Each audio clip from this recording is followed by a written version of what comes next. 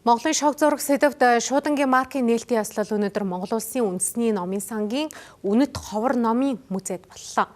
Шог зургийг шуудангийн марк болгон бүтээж худалдаанд гаргасан нь Монгол Улсад анхудаа зохион байгуулагдсан үйл явдал. Энэхүү маркийг Монголын хэвлэл мэдээлэл дүрслэх хурлын салбарт үнэтэй хувь нэмэр оруулсан тоншуу сэтгүүлийн 90 жилийн ой зориулан аль биесээр гүйлгэнд гаргаж байна. Маркт Монголын шог зургийн хөгжлийн үе шатыг төлөөлсөн 1960-аас 2000 оны хооронд бүтээсэн нийгмийн шүүмжлэл, ёгтлол, хошигнолыг уран сайхны өндөр түвшинд илэрхийлсэн нэр туран бүтээлчдийн бүтээлүүдийг багтаажээ.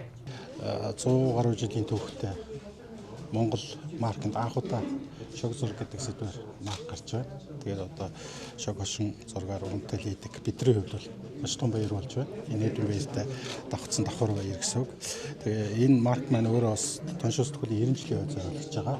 Гэхдээ яхаа энэ ерөөс 30 жил дээр л одоо хамгийн гол 30 жил ер нь одоо төлөөлөл болсон тийм улсуудыг л авсан юм л да. Гэхдээ хичнээн зураг морг зурсан олон ном хийсэн үү яасан тэр бол түүний тооцсон юм шүү.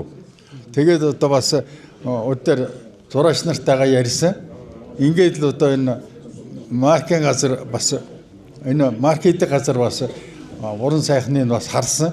Ингэж л энэ шинэ марк маань бүтсэн юм да. Маркийн зурагт гүрсэд Додгив, Доржготов, Байди, Цогтбаяр, Батэрдэн нарын бүтээлүүдийг нэг дор цогцлоосноор Монголын шог зургийн урлагийн онцлог хөгжлийг харуулсан байна. Маркийн нээлтийн арга хэмжээнд үе үеийн нэрт шог зураачид, тоншуу сэтгүүлийн уран бүтээлчид, Монгол шудан хувьцаат компани төлөөлөл, марк цуглуулагчид болон олон нийтийн төлөөлөл өргөнөөр оролцлоо. Тэгээд өнөөдөр зөвхөн одоо филателист буюу энэ марк цуглуулдаг хүмүүсийн хувьд биш өнөөдөр энэ хошин шогийн салбарыг Монгол дэмжиж нуруунд дээрээ өөрч авч ирсэн. Бидний нөгөө одоо энэ шилжилтийн хүн хэцүү үе социалист үеэс эхлээд хүн болгон бол тоншуулыг мэддэг Херлөв Петрупын номон дээр бол бид нар өөрсдөө өсөж ирсэн.